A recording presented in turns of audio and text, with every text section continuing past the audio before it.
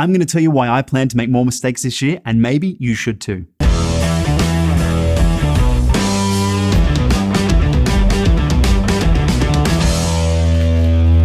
What's up guys, Matty B here and welcome to No Going Back. It's reached that point in the year where we start making resolutions for the year ahead.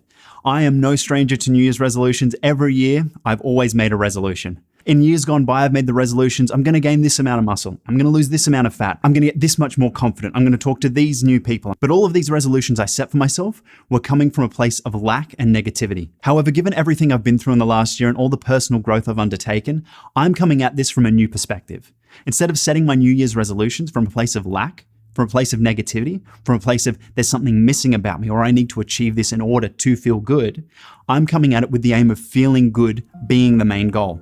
What I mean by that is my New Year's resolution for this year is not anything specific. What it is for me is to do more of the things that light me up. But what do I mean by light me up? What I mean is the things you do that it doesn't matter what the outcome is. You just enjoy the process. You just enjoy the feeling you get by participating. Maybe you're wondering, why is this important? Well, for me personally, most of my life, I've felt intense shame. Shame about who I am as a person. Shame about the feelings I felt. Shame about the mistakes I've made. This toxic shame kept me in a constant state of paranoia and worry. Worried about what other people thought of me and trying to be what other people expected me to be or what I believed other people wanted me to be. In order to be liked more, in order to feel more lovable, in order to be accepted. Now, I'm not exactly sure when, where, or how this belief started, but for me, the underlying core wound was that there was something intrinsically wrong with me. So everything I have done up until a certain point in my life was trying to fill this void, trying to heal this wound from external validation. For so long, I suppressed who I am and what I love, that the identity I took on was not actually my own. It was the identity imposed on me from people around me, or what I expected my identity was supposed to be in order to be accepted. So it's gotten to the point where I don't actually know what lights me up. So then how can I do more of what lights me up when I have no idea what it is? The first thing I need to allow myself to do is allow myself the freedom to make more mistakes, to reparent myself to know that mistakes are okay. And life won't end if you make them. People won't stop liking you if you make mistakes. I need to be able to sit in that discomfort, that pain from failing, from making a mistake, from being embarrassed, and know that that's okay. There's nothing to be ashamed of because everyone goes through it. And those little mistakes I make, they're like little guiding rails that just course correct me. Each time I try something new, closer to the thing that really lights me up. And it's only going to be by experimenting and trying new things I've never done before, things I've always wanted to do and thought that's silly, people will judge me for. It's only by doing those things will I truly find out what I resonate with, what I like, what I enjoy. And you know what? I may along the way find things that I don't like, but that'll just course correct me further towards something I do like. So how can I find out the things that really light me up? Well, it's going to be a case of experimenting. For me personally, I don't know what those are yet, but I've got a little exercise that's helping me. Write down the things that you really enjoyed doing as a kid.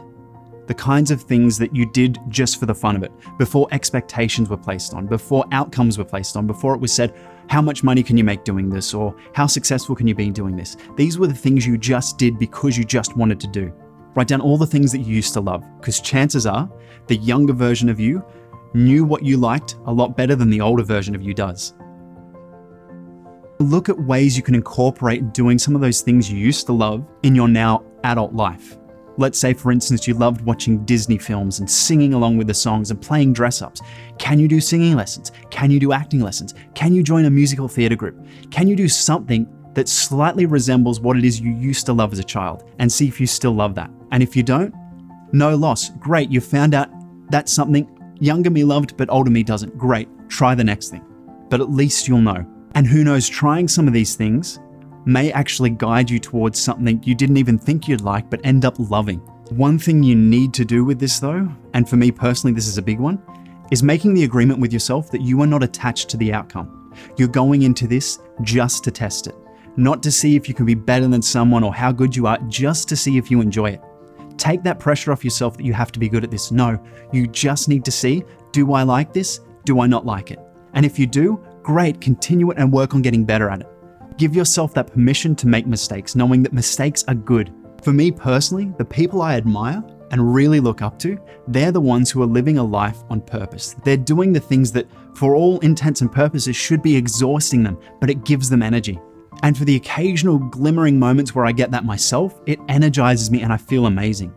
So my New Year's resolution, my goal for this year, is to do more of the things that light me up, or at least experiment with new things so I can find things that light me up and start living a life with a lot more contentment and happiness. I really hope you guys can get in touch with your inner child, find the things you used to love, and start incorporating more of that into your adult life. And I wish you all the best for a 2020 and a new decade. Thanks so much for watching, guys, and until next time, I'm Matty B, and be kind to one another.